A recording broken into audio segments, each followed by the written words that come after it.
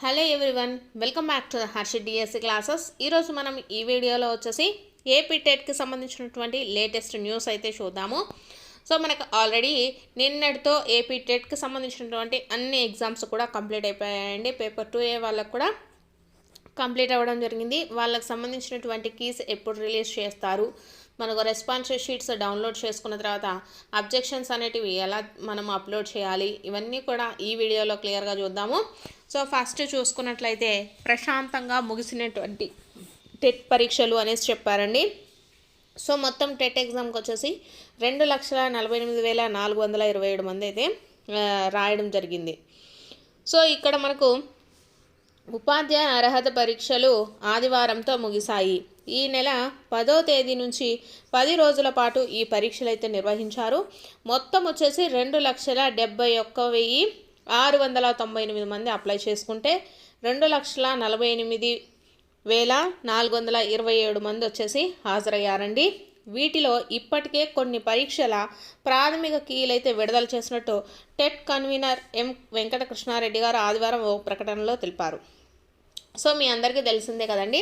So మనకు టెట్కి సంబంధించినటువంటి కొన్ని ప్రాథమిక కీలు ఆల్రెడీ ఇనిషియల్ కీస్ అనేటివి మనకు వెబ్సైట్లో, అధికారిక వెబ్సైట్లో అయితే ప్రొవైడ్ చేయడం జరిగింది కదా. సో ప్రతి ఒక్కరు కూడా మీకు సంబంధించినటువంటి రెస్పాన్స్ షీట్స్ని కూడా డౌన్లోడ్ చేసుకోండి.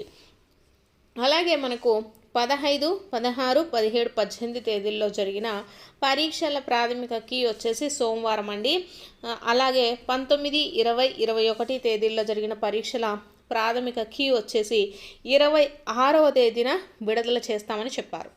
సో చూసారు కదా, మనకు ఈరోజు చూసుకున్నట్లయితే 15వ తారీఖు, 16, 17, 18 ఈ డేట్స్లలో ఎగ్జామ్ జరిగింది కదా. సోషల్ వరకు, సో సోషల్, మ్యాథ్స్, సైన్స్కి సంబంధించి జరిగాయండి కొన్ని.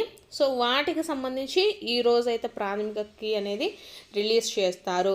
మిగిలిన వచ్చేసి 19, 20, 21 తేదీల్లో జరిగిన ప్రాథమిక కీ వచ్చేసి మనకు 26వ తేదీ మనకు ఇవ్వడం జరుగుతుందండి. క్రిస్మస్ హాలిడేస్ ఉన్నాయి కాబట్టి ఈ హాలిడేస్ అయిపోయిన తర్వాత మనకు సోషల్కి సంబంధించినటువంటి కీనైతే రిలీజ్ చేస్తారు. నెక్స్ట్, ప్రాథమిక కీపై అభ్యంతరాలు ఉంటే వెబ్సైట్లో తెలియజేయాలి. సో మీకు వెబ్సైట్ చెప్పాను కదా ఆల్రెడీ, ఆ వెబ్సైట్లో మనకు అబ్జెక్షన్స్ ఉంటాయండి. సో దాంట్లో మనకి ఏ క్వశ్చన్ నెంబర్ అయితే అబ్జెక్షన్ ఉంటుందో ఆ క్వశ్చన్ నెంబర్ వేసేసి దానికి సంబంధించినటువంటి కరెక్ట్ ఆన్సర్ మీరు ప్రొవైడ్ చేసినట్లయితే వాళ్ళు చెక్ చేసి మనకి ఇది రైటా రాంగ్ అనేసి చూసి మనకు మార్క్స్ అనేవి ప్రొవైడ్ చేస్తారు. నెక్స్ట్ చూసుకున్నట్లయితే 1,00,000 మంది టీచర్లపై టెట్ ఎఫెక్ట్ అండి. టెట్ లేని ఉపాధ్యాయులు వచ్చేసి మనకు మొత్తం ఎంతమంది అంటే 1,27,802 మంది మనకు టెట్ లేకుండా వాళ్ళు ఉపాధ్యాయ వృత్తిని అయితే చేస్తూ ఉన్నారు. 5 ఏళ్లలోపు రిటైర్డ్ అయ్యే వాళ్ళు వచ్చేసి 23,207 మంది అండి. వీరికి టెట్ మినహాయింపు వీళ్ళకైతే 5 ఏళ్లలోపు రిటైర్డ్ అయ్యే వాళ్ళు వచ్చేసి 23,207 మంది ఉన్నారండి. సో ఇది ఇన్ సర్వీస్ టీచర్స్కి సంబంధించినటువంటి ఇన్ఫర్మేషన్ అండి. సో వీళ్ళు వచ్చేసి మనకు 5 ఏళ్లలో రిటైర్డ్ అయిపోయేటటువంటి వాళ్ళకి టెట్కి సంబంధించి మినహాయింపు అయితే ఇచ్చారు. కాకపోతే ఏంటంటే వీళ్ళకు పదోన్నతి రావాలంటే వీళ్ళు ఏమైనా ఎస్జిటి వాళ్ళు ఎస్ఏ కానీ లేకపోతే ఎస్ఏ వాళ్ళ హెచ్ఎంస్ కానీ ఇలా మిగిలినటువంటి క్యాడర్స్ కావాలి అనుకుంటే వాళ్ళు తప్పనిసరిగా టెట్ రాయాల్సిందే అనేసి చెప్పడం జరిగిందండి. నెక్స్ట్, మొత్తం ప్రస్తుతం రాసిన వారు వచ్చేసి టెట్ ఎగ్జామ్ అయితే కొంతమంది రాశారండి. సర్వీస్లో ఉండేవాళ్ళు వచ్చేసి 30,938 మంది సర్వీస్లో ఉన్న వాళ్ళు టెట్ ఎగ్జామ్ని అయితే రాశారు. సో మిగిలిన 73,657 మంది పరిస్థితి ఏంటి అనేసి ఇచ్చారండి. మినహాయింపు కోసం ప్రభుత్వం ప్రయత్నాలు సడలింపు లభించకపోతే పరిస్థితి ఏంటి, వివరాలు కేంద్రానికి పంపిన విద్యాశాఖ. సో మనకు టెట్కి సంబంధించి 5 ఏళ్లలోపు సర్వీస్ ఉండే వాళ్ళకైతే మినహాయింపు ఇచ్చారండి. అయితే వాళ్ళకు ఎటువంటి ప్రమోషన్స్ని అయితే ఇవ్వరు. సో మిగిలిన వాళ్ళు ఏంటంటే కంపల్సరీ రాయాలి అనేసి చెప్పిందండి. వాళ్ళు ఏమంటున్నారు, ఈ వయసులో ఎలా రాయగలం అనేసి చెప్తున్నారండి. సో 2012కు ముందు టీచర్ ఉద్యోగాలు పొందిన వారంటే వారి కనీస సర్వీస్ వచ్చేసి 15 ఏళ్ళు. 20 ఏళ్లకు పైగా టీచర్లుగా కొనసాగుతున్నారు. చాలామంది ఉన్నారు.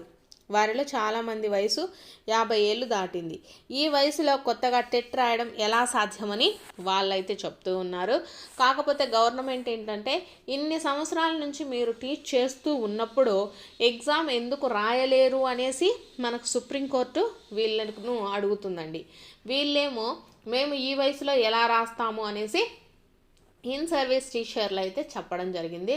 సో దీనికి వచ్చేసి మనకు ప్రభుత్వం ఇంకా ఎటువంటి సడలింపులు అయితే ఇవ్వలేదండి. సో నెక్స్ట్ చూసుకున్నట్లయితే మనకు వెబ్సైట్లోనే పెట్టాలండి. అబ్జెక్షన్స్ మనకు కీకి సంబంధించి అంటే ప్రజెంట్ మనకు టెట్కి సంబంధించి టెట్ ఎగ్జామ్లో ఉండేటటువంటి తప్పులు ఏమైనా ఉంటే క్వశ్చన్లకు రాంగ్ ఆన్సర్స్ కానీ క్వశ్చనే రాంగ్ కానీ లేకపోతే ఏదైనా క్వశ్చన్కు 2 ఆప్షన్స్ ఆన్సర్స్ ఉన్నటువంటి వాటికి అబ్జెక్షన్స్ తప్పకుండా కూడా టెట్ వెబ్సైట్ ద్వారా తెలపవచ్చని సూచించారు. వెబ్సైట్లో మాత్రమే అప్లోడ్ చేయాలండి.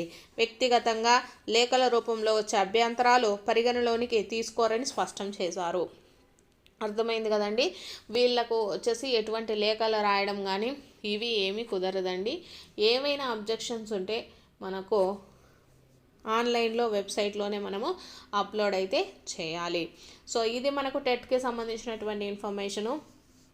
అలాగే డిఎస్సికి సంబంధించి కూడా తొందరలోనే మనకు నోటిఫికేషన్ అనేది రాబోతుందండి. మనకు జనవరిలో జాబ్ క్యాలెండర్ కూడా రిలీజ్ చేస్తారు. కాబట్టి ప్రతి ఒక్కరు కూడా మీ ప్రయత్నాన్ని మాత్రం మానుకోవద్దు, చదువుకుంటూనే ఉండండి. జనవరిలో మనకు ఉన్నట్టుండి నోటిఫికేషన్ రిలీజ్ చేయడం, డిఎస్సికి సంబంధించి నోటిఫికేషన్ తప్పకుండా రిలీజ్ చేస్తారు. సో ఇంతకుముందు జస్ట్ 1 మార్క్స్ 2 మార్క్స్తో పోయిన వాళ్ళు, మార్కులు తగ్గినటువంటి వాళ్ళు కంపల్సరీగా ఈ డిఎస్సిలో స్కోర్ చేయాలి అంటే ఇప్పుడు ఎగ్జామ్ అయిపోయింది కదా అనేసి ఉండకుండా ప్రతి ఒక్కటి కూడా రోజు రివైజ్ చేసుకుంటూ ఉండండి. కంపల్సరీగా మనకు జనవరిలో మెగా డిఎస్సికి సంబంధించినటువంటి నోటిఫికేషన్ అనేది కొత్తగా రాబోతుంది. ప్రతి ఒక్కరూ కూడా దీన్ని యూటిలైజ్ అయితే చేసుకోండి. సో ఇది మనకు ఏపీ టెట్కి డిఎస్సికి సంబంధించి అలాగే ఇన్ సర్వీస్లో ఉండేటటువంటి వాళ్ళకి టెట్కి సంబంధించినటువంటి ఇన్ఫర్మేషను. మీకు కనుక వీడియోలు నచ్చితే తప్పకుండా లైక్ చేయండి, అలాగే సబ్స్క్రైబ్ చేసుకోండి. మన ఛానల్లో డిఎస్సికి కానివ్వండి టెట్కి సంబంధించి ప్రతి ఒక్క వీడియోలు కూడా మీకు ప్రతిరోజు అప్లోడ్ అవుతూ ఉంటాయి. సో మీకు కనుక వీడియోలు నచ్చితే లైక్ చేయండి.